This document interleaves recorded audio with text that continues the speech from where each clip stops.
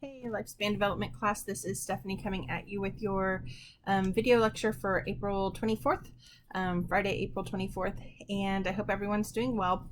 So today we are going to discuss Chapter 13, the second module, which talks about family life. And then on next Monday, we'll do 13.3, and then on Wednesday and Friday we'll do 14. You'll notice in the adjusted syllabus for the that I released after spring break that 15 is not technically on the test. 15 is actually going to be your extra credit for the test. So any questions from chapter 50, we're just not going to have time to discuss 15, and it's pretty self-explanatory. It's about death and the dying process. So I'll post a very quick lecture for that. Actually, it may be the end if I can fit it in. It may be the end of the lecture for next Friday, and then it'll be the extra credit for your exam. So definitely study it and read it. We've talked about some of those ideas already at the beginning of the semester, and so it's a short chapter, and it'll be extra credit on the test. All right. So thinking about chapter 13, the second component to the chapter, it's all about the family and what family life kind of looks like. So as we talked about last time, right, we talked about friendship and kind of the relationship that kids may have with some of the ideas that their parents have.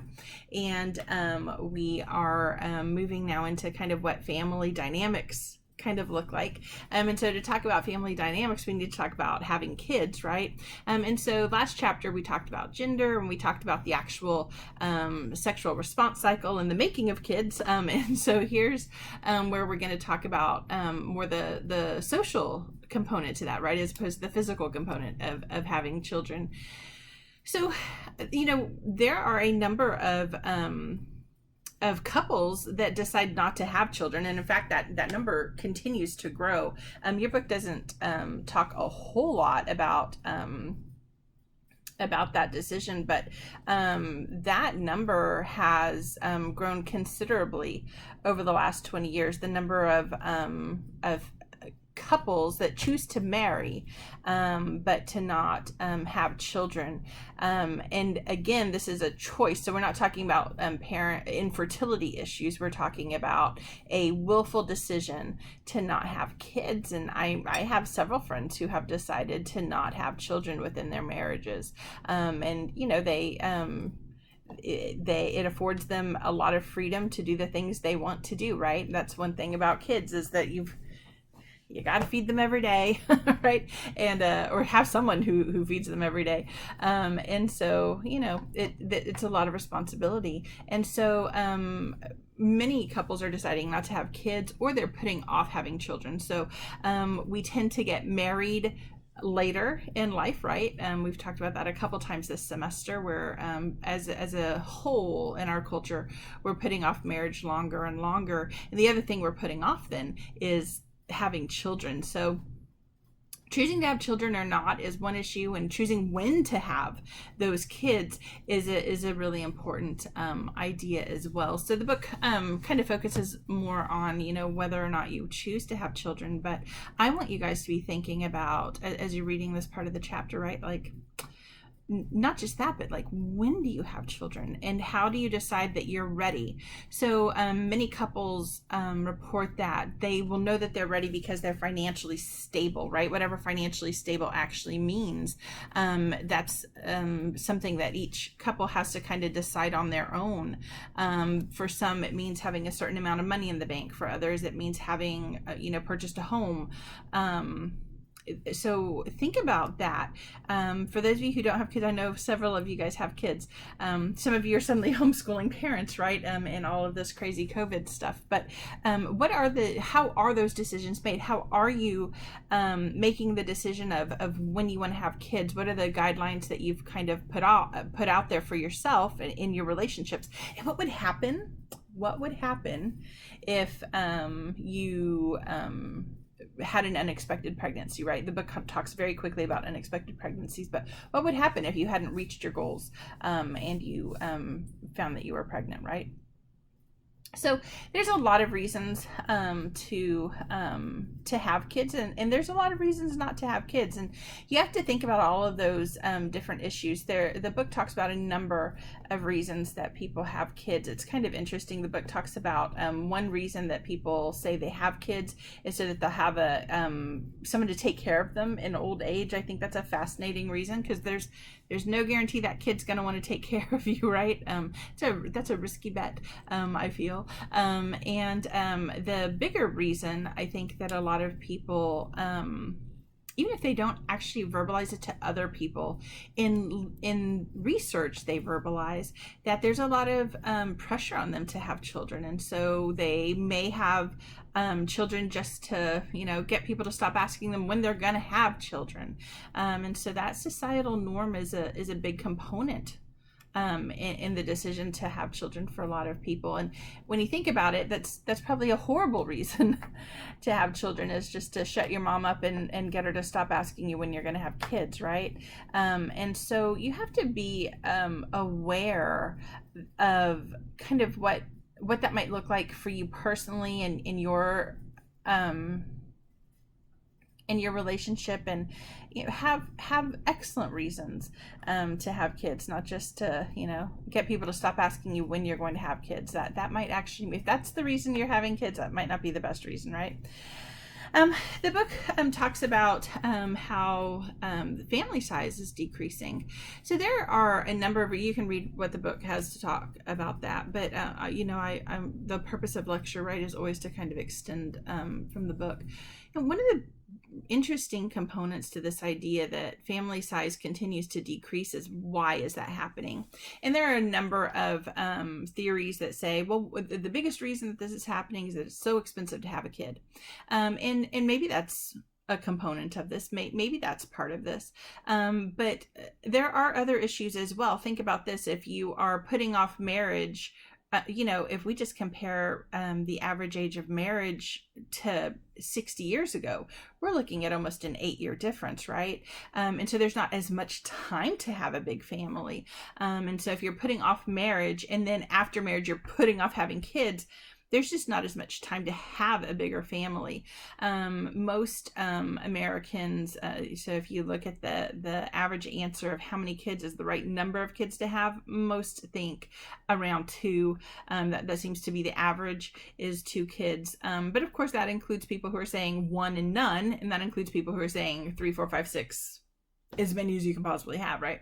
And so there's not necessarily actually a lot of agreement about how many kids should we be having, but the general trend, regardless of what people actually say, the general trend is to have smaller and smaller families. And again, there are likely many contributing factors to that.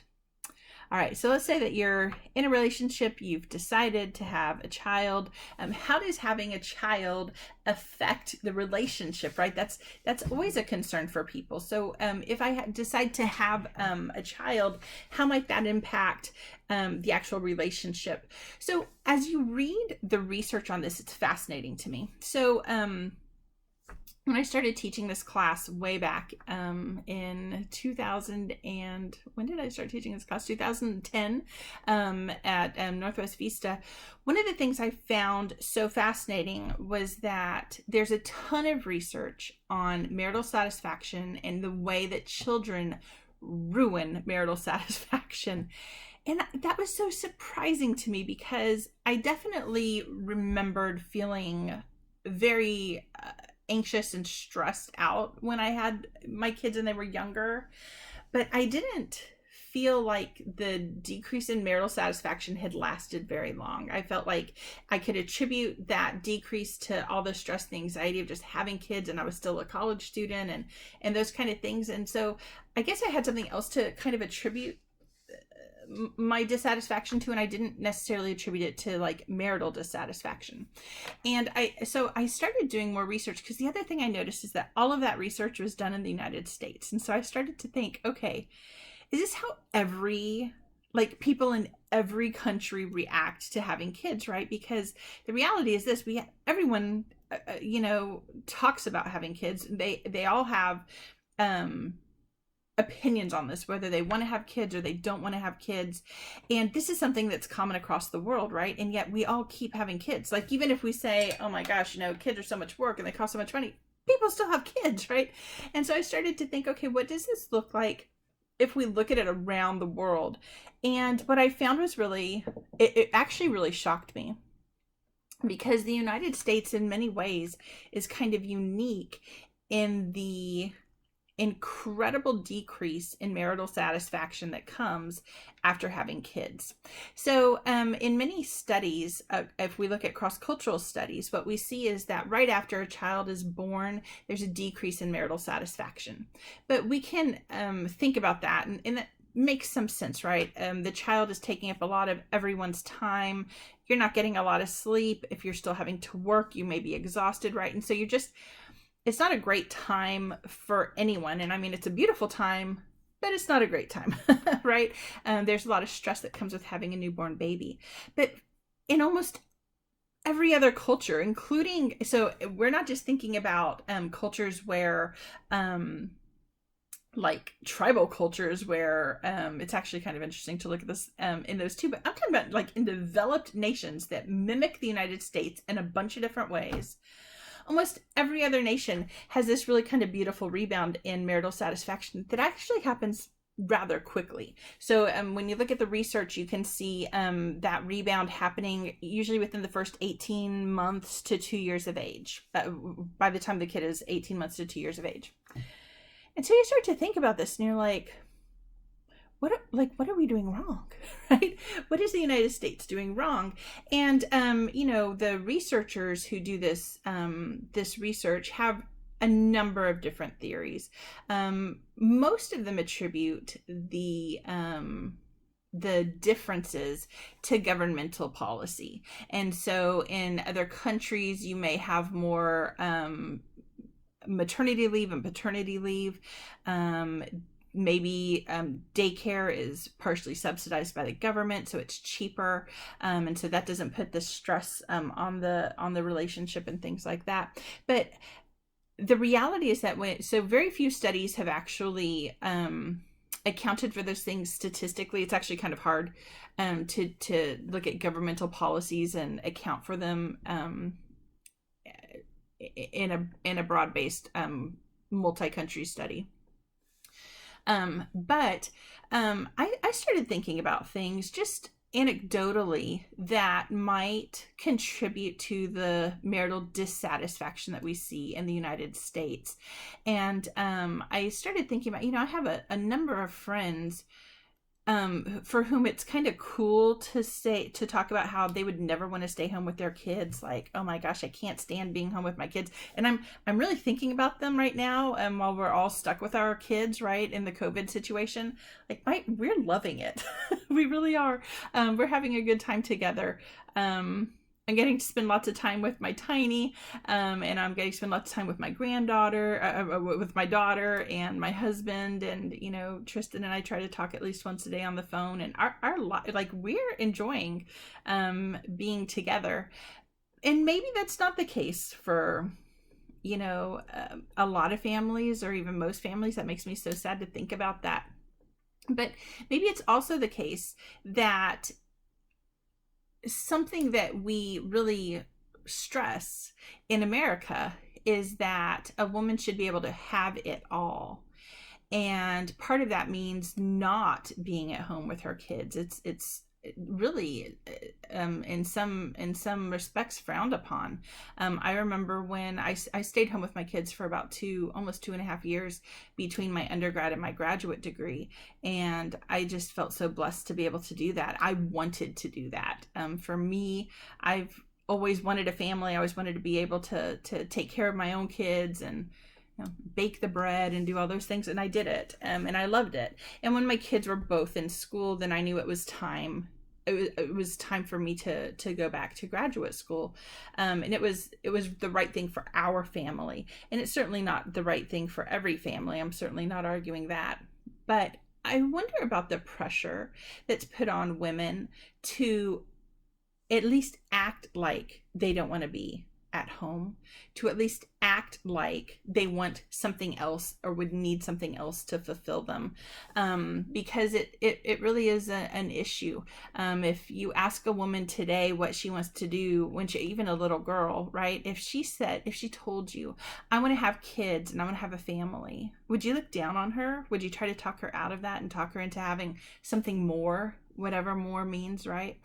So it's really kind of interesting to me that I think, at least from a woman's perspective, there may be so much pressure, societal pressure, to not just enjoy that moment, to get over that moment of, okay, you've had a kid, now get back to regular life, whatever that means, right? Be more, do more. And I wonder how that contributes, because, and I wonder if that it's like that in other cultures. Certainly in our cross-cultural class, we talk a little bit about this, and that pressure to kind of have everything, right, is not as exaggerated in many other cultures, even many other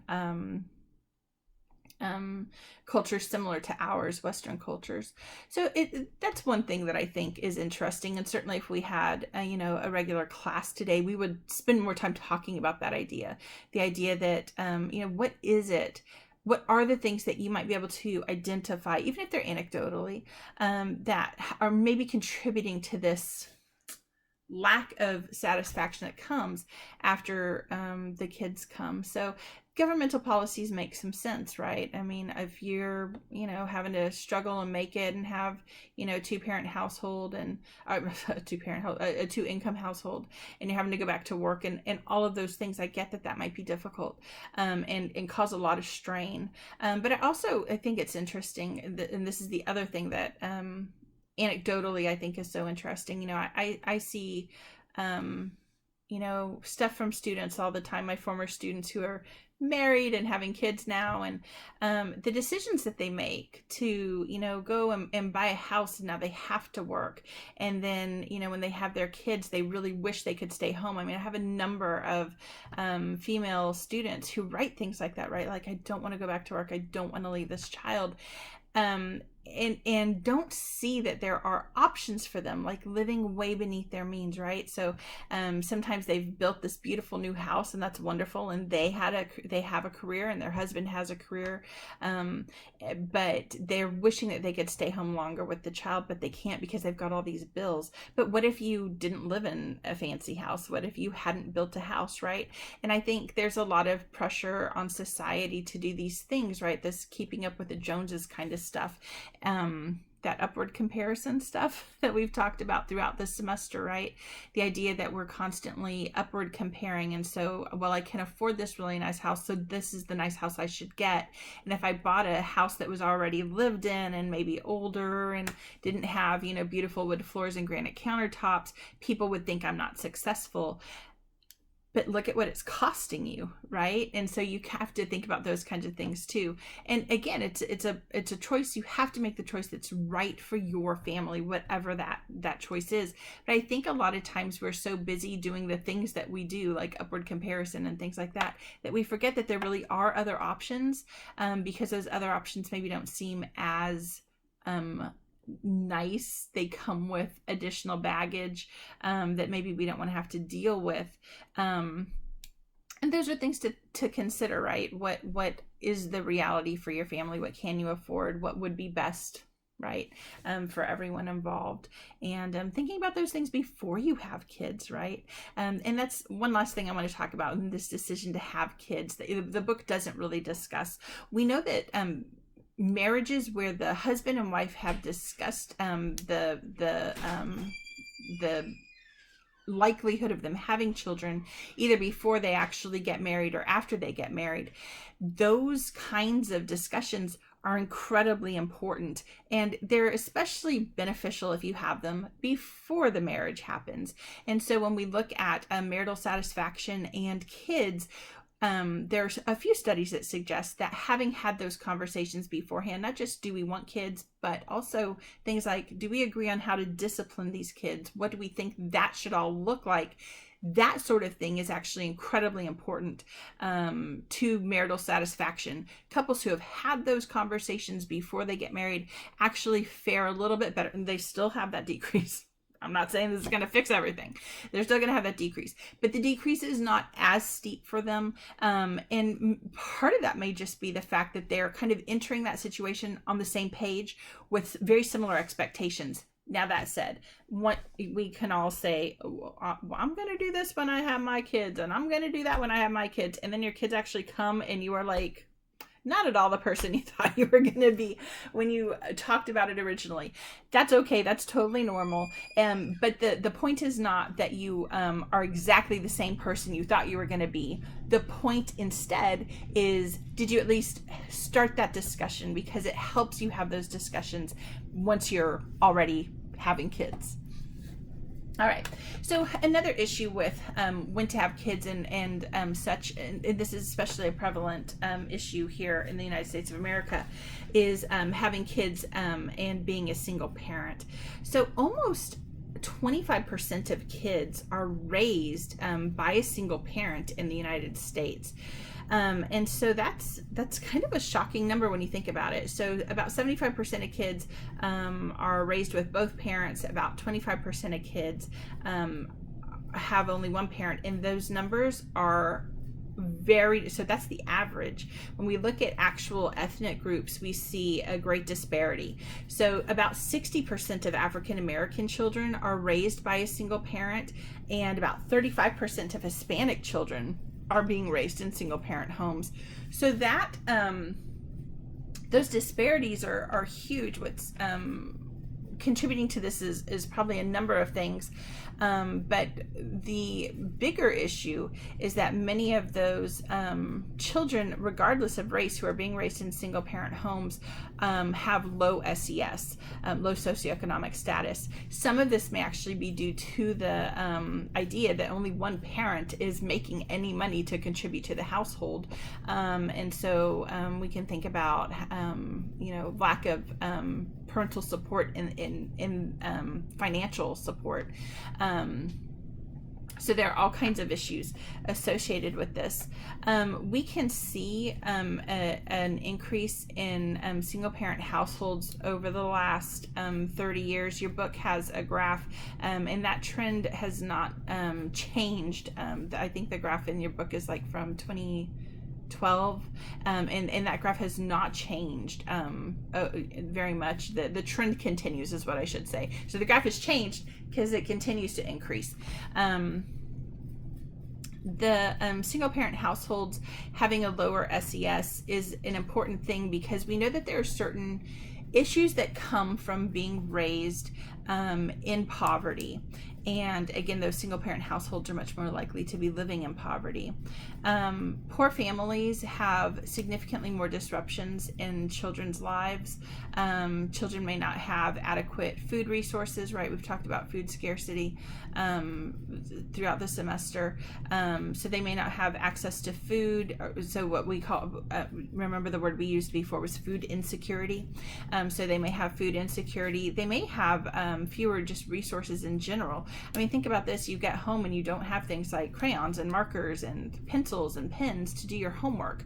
And so you may not have clothes. You may not have a bed. The things that many of us take for granted, many students, many children simply don't have access to. To try to help with some of this, right, there are federal programs within school districts. So things like the school lunch programs, school breakfast programs, and some states are actually now instituting dinner programs. So the kids go home with dinner, sometimes not even just for themselves, but potentially with the whole family, or for the whole family. And we could have a discussion about whether that's appropriate or not appropriate, but it's what's being done. And certainly children who are able to not have to worry about where their next meal is going to come from benefit from that. They're able to focus then because they're not hungry. They're able to succeed in school in ways that might not have been possible had those programs not existed. So, the idea that at least to some extent we can take care of some of those issues within the education system is important. And we'll think about that a little bit more next week, because next week we'll be talking about schooling and what that kind of looks like. All right, so we talked about how there's a decline in the number of people who, in the family size, in the number of people per family. And we said that there might be a number of reasons for that. The book has this focus, for whatever reason, on the fertility rate. Again, it doesn't actually seem like it's a fertility issue, so that they frame it that way is really bizarre to me, because it is the case that certainly we have more issues with infertility today, and we've talked about this right way back in chapter 3. We talked about how older women have a harder time getting pregnant. We talked about how birth control methods may cause first of all, they allow you to put off having children, but also there may be some correlation between certain types of birth control and difficulties getting pregnant later. We talked about all kinds of these things. Again, the book at this point frames it as fertility issues, but that doesn't, certainly fertility issues explain a very small proportion of the decrease that we're seeing in the family size. All right. So one of the concerns for a lot of families is, if I have a 2-income household, so both parents work, what happens to the child? Is that a good thing or a bad thing? Your book makes this statement. This is the quote, right? In most cases, children fare quite well. But what does that really mean, right? So the honest truth is that in most studies, kids, by the time they're in about 6th grade, are performing at the same levels across almost every measure as children who have a stay-at-home parent, whether it's stay-at-home mom or stay-at-home dad. And the differences that we see before 6th grade are actually things like children in 2-income households tend to be a little more aggressive, and some of that is believed to be can be explained maybe by do you remember we talked about observational learning, right? And so you see a kid be aggressive in a classroom, that may make you more likely to be aggressive. And so kids who have been in daycare maybe have been exposed to more of that kind of stuff. But again, all that disappears by 6th grade. So if you are a parent who has to work, whether you're a single parent so the kids have to be in daycare, or whether you're a 2-parent household and the kids have to be in daycare, rest assured your kid is probably going to be okay. Now we say probably, right? So first of all, is there a guarantee that your kid is going to be okay if one of you stays home? No. So I can't promise you that your kid is going to be okay no matter what kind of choices you make, right? However, when we're thinking about this issue with daycare, there are some things that you can do to make sure that your kid has the best outcome. So choosing proper daycare facilities, right? You should go and do not feel bad. This is your kid. This is their future, right? Tour the facilities, tour them at different times of the day. Ask to see what kind of food your child's going to get. Talk to people about what their personal beliefs are, right? If you can, remember this person is going to be taking care of your child. Some daycares, and I think we may have talked about this earlier in the semester, I can't remember, but daycares open as early as 6:30 in the morning and stay open, some of them in San Antonio, stay open as late as 8 o'clock at night. And there are actually parents who work 12-hour shifts who need that kind of time frame. And so you're talking about your kids potentially being in daycare, especially very young kids, right, for up to 12 hours a day. And that means the time that you have them, for the most part, they're sleeping. you need to make sure that people, the people who are taking care of your children are instilling the values that you would be instilling in them and things like that. So some people choose to go with like a faith-based option. That's one way to hopefully make sure that your kids are getting similar instruction that you would, but that's not a guarantee. Again, you need to do your homework. Just because something calls itself faith-based doesn't mean that they have the exact same values as you do. Another issue is, you have to think about how many kids is a person taken care of. Most states regulate that. So someone who's working with kids under the age of 6 months, they can only take care of so many of those. So many kids between 6 months and a year, so many between a year and 2 years. And there are regulations about that. So if you go to a daycare center, they're going to be significantly more likely to be following those guidelines and those state rules because they need to keep their doors open. A private daycare worker may not be following those rules, right? And we hear all the time, right? Just last week, there was a horror story about this lady who had a secret compartment in her I think it was in Ohio, right? She had a secret compartment in her house, and so people thought they were dropping their kids off with her, and she's got 12 kids down in her basement.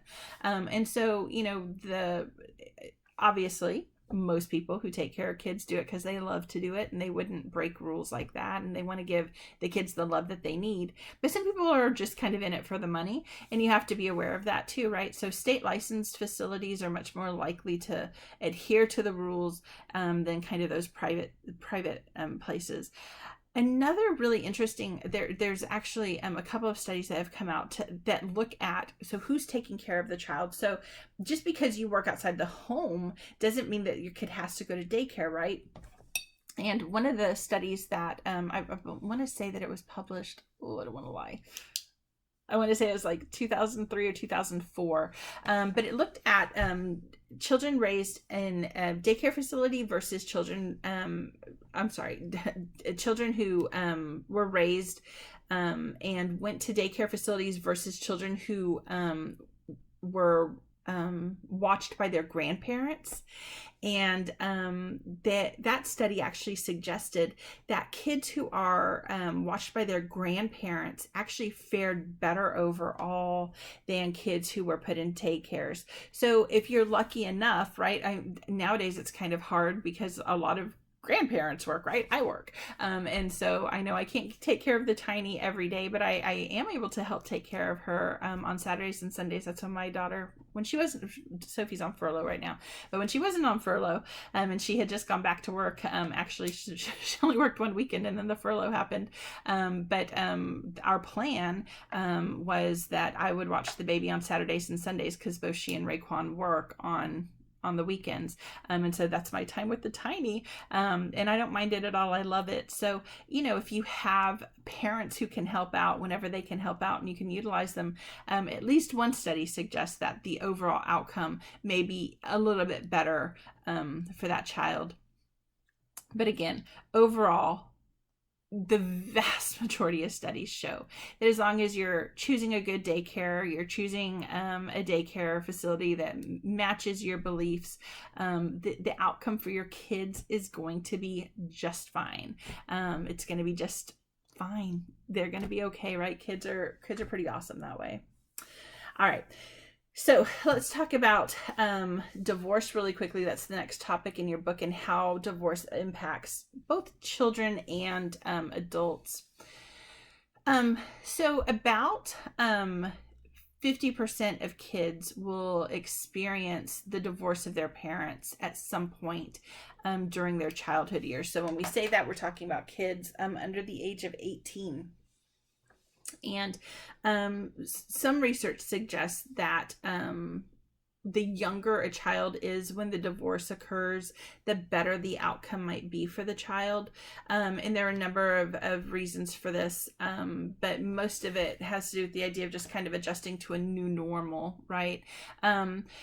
School-age children do this really interesting thing where they tend to blame themselves for divorce. and they may take on a lot of that responsibility. And that's something that, as a parent, you should be really watching for, be really aware of. And even if you worry about that happening, address that with your child. Everyone involved in a divorce goes through psychological adjustments, the parents and the kids.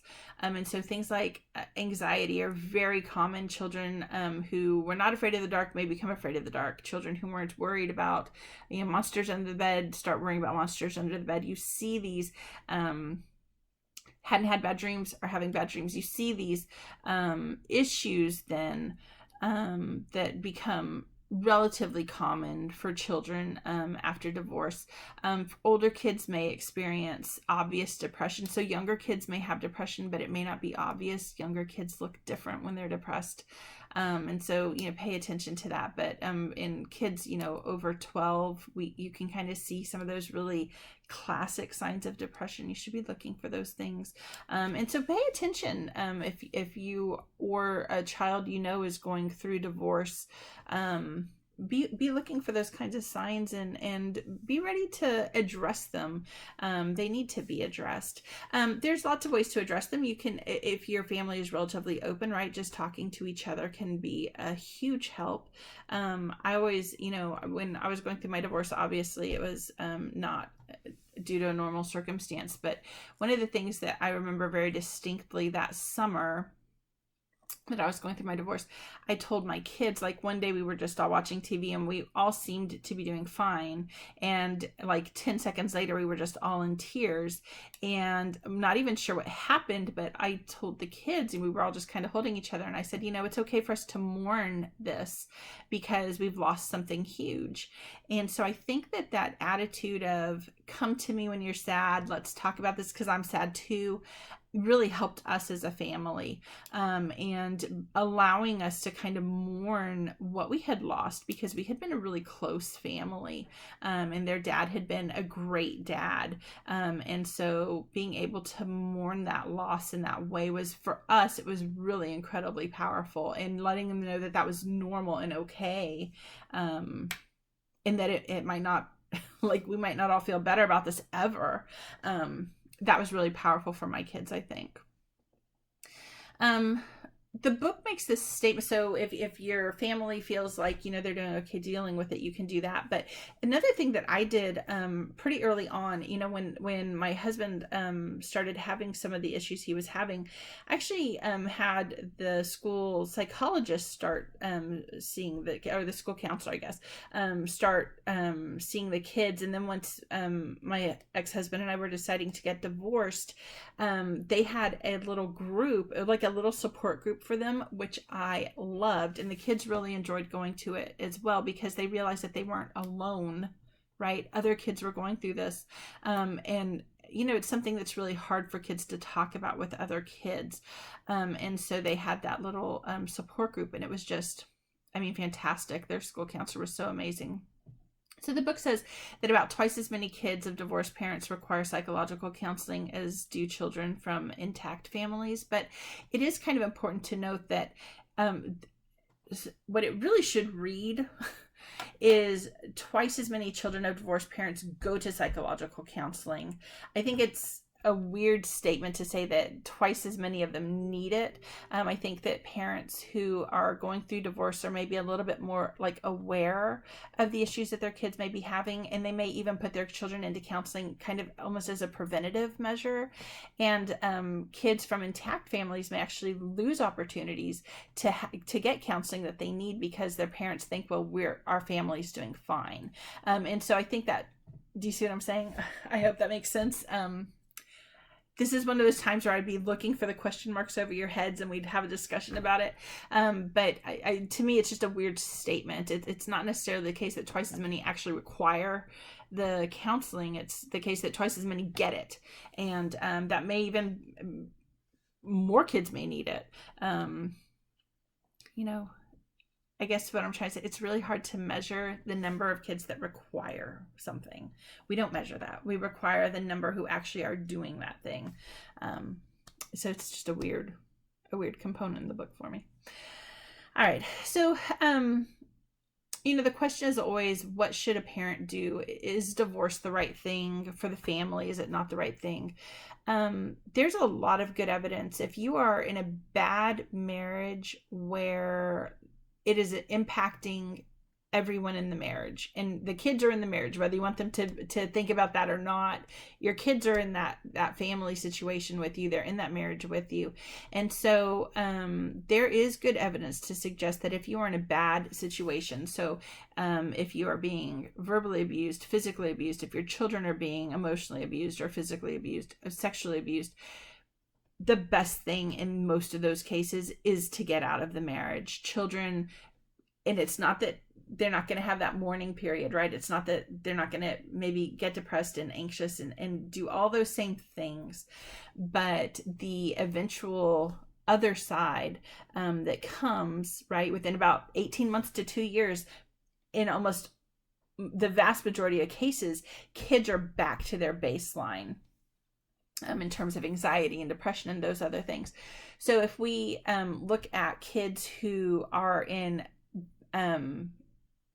like bad situations, we actually see a significant increase after that 18 months to 2 years. So they're not just back at their baseline anxiety and their baseline depression, they're actually doing significantly better than even that. And so it's, that decision I think is really difficult, but staying in a bad family situation can be significantly more devastating to a child than going through a divorce. And so I think that's really important for parents to remember. The next thing the book talks about is blended families. So the idea here, right, is that mom and dad divorce, or a parent may not have ever been married. That's another thing that I think a lot of people forget, but come into another relationship with children. And so those two families, right, however they originally occurred, but those two families are now blending, right? Classic Brady Bunch scenario. The Brady Bunch makes it sound like it's so easy, right? And the kids fight every once in a while and we all laugh. But the reality is that blended families can be much more complex. The little arguments that we see on the Brady Bunch are a little exaggerated in real life. So one of the things that parents can do when they are making a choice to bring two families together into a single family is sit down with the kids and lay out clear expectations for what chores should look like, right? What are you expected to do for chores? How are we expecting, even for discipline, right? Making it clear that this person is going to be in our household now, and they have the same right as me to discipline if that's the decision your family makes. If your family makes a different decision, that needs to be clear as well. Whatever those expectations are, those need to be laid out for the child, because failure to do that is setting the child up for failure, and we don't want to do that. It's actually, and I shouldn't even say the child, right? It's setting the family up for failure. Imagine that you're a parent coming into this situation, and in your head you should be able to discipline a child, and then you're continuously being undermined. That would not work out well for anyone, right? That person could never be an effective disciplinarian then, because the children aren't listening to them, and that would take potentially a big toll on the marital satisfaction as well. So blended families can work, and for the most part they do. But they work better if those expectations are kind of laid out ahead of time in nice ways. All right, so the last thing that we'll talk about today is multi-generational. Oh, I'm sorry, not the last thing. Second to the last thing is multi-generational families. So, I have a multi-generational household, right? Sophia and her husband and my granddaughter live with us, which I love, right? My goal in life always was, I joke about it, but it's not actually a joke. My goal was always to have my kids never leave and have all my grandkids with me and just have a giant house full of people. Didn't happen. It's okay. Maybe Tristan will move closer, but I doubt it. But at least I got Sophie, and I've got Sakaria and Raekwon here, which I love. I think that multi-generational families are wonderful. And I always have thought that. We did not live with my grandparents or my great grandmother when I was growing up, but we spent every weekend at my great grandmother's house. And she taught me so many things. I mean, I have a beautiful garden thanks to, we used to call her Mama Nora, thanks to Mama Nora. And, my grandmother worked, she was a nurse. And so we didn't get to see her as often. She would always try to come on one of those weekend days to see us. And then she would always spend holidays with us.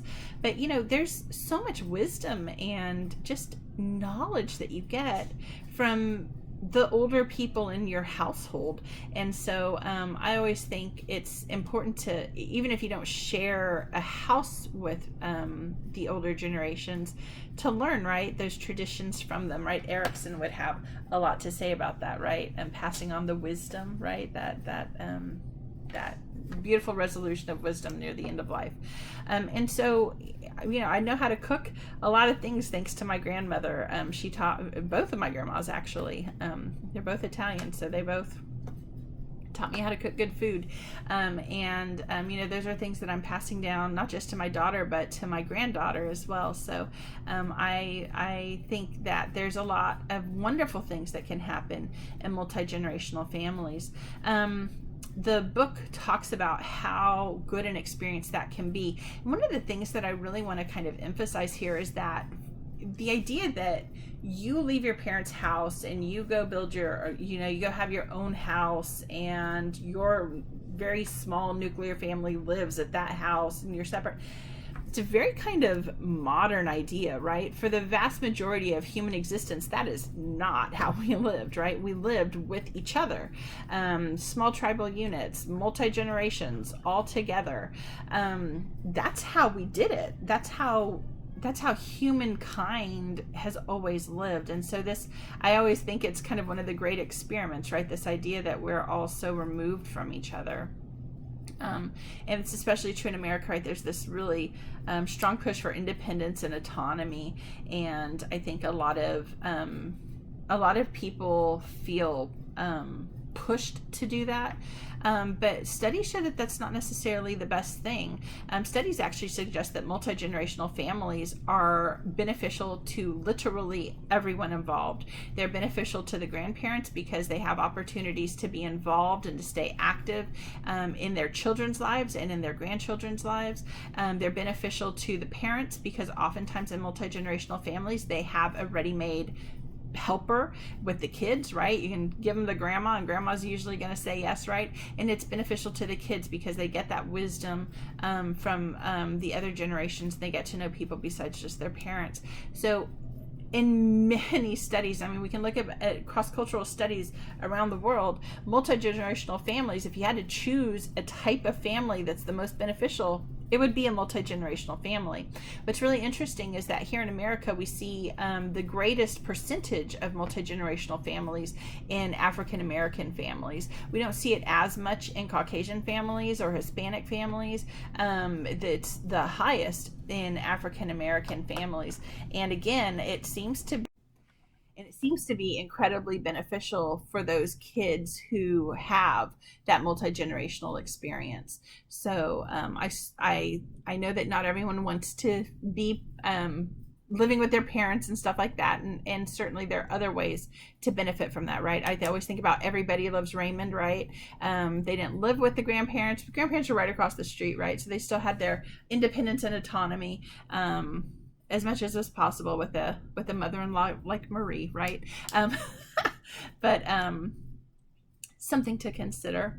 Finally, the last thing that we'll talk about today is gay and lesbian parents. So about 20% of couples who are gay or lesbian have children. It's really interesting. So hopefully you guys by now have read the article that I wanted you to read. I know that the discussion board on it was due this past Sunday. But one of the things I thought was so interesting about that article, so it talks about how maybe at least the idea that sexuality is more fluid, and it talks about the growing percentage of women who are either realizing that they're lesbian or choosing to be lesbian, and different research talks about it actually in different ways, after they've already had a family. So they've been married, they've had a family, and now they are choosing after their family is raised to have a lesbian relationship. And I think it's so interesting because it does speak to the idea of gender fluidity, but it also is interesting in terms of just what parenting looks like across the different spectrums of gender. And so imagine that your parents have been married and now they're divorced, and now mom's remarried, but mom's remarried to a woman. And I think it's so interesting to think about that, right? So in terms of gay and lesbian parents, the vast majority of the research suggests that kids who are raised by gay and lesbian parents fare just as well as other kids. There are a couple of differences that we see pretty consistently in the literature. One is that they are more likely to be experimenting with illegal substances at an earlier age, and the other is they're more likely to experiment with risky sex behavior at a younger age. So when we say younger age, the difference is about 2 years between kids raised by gay or lesbian parents versus kids raised in a heterosexual marriage. So it's not that kids in heterosexual marriages aren't experimenting with the same things, it's that they put it off a little bit.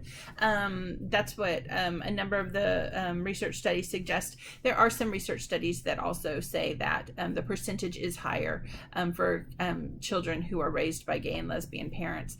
What's really interesting is that most of those discrepancies disappear by around age 18, and so it seems like they may be a little more experimental when they're younger, and that may be just that they have more open parents. Like gay and lesbian parents, some research suggests, may just be more open to allowing those kinds of things in the household. And so they're doing maybe a little bit more risky stuff at a younger age, but again, that all equalizes out by the time the child's 18 years old. So when we're looking at young adults raised by gay and lesbian parents, on every measure they are looking exactly like I should say this, on every measure of adjustment they are measuring just like kids who are raised by a heterosexual couple. So really interesting research to think about. Okay guys, I'm sorry that I accidentally stopped the video for no good reason a few minutes ago. I'm hoping that I can edit it to make it all one fluid video, and you'll never know what happened until you see this little moment, and you'll be like, what happened? Actually, I'll edit this out too if I can. If I can't figure out how to edit, this is a 2-part video for today. Sorry about that. I will see you guys on, oh gosh, I won't see you again till Monday. If you're struggling with any of the concepts or you just want to talk about them a little bit more, remember, please send me an email and I will set up a meeting with you. Stay safe. Bye.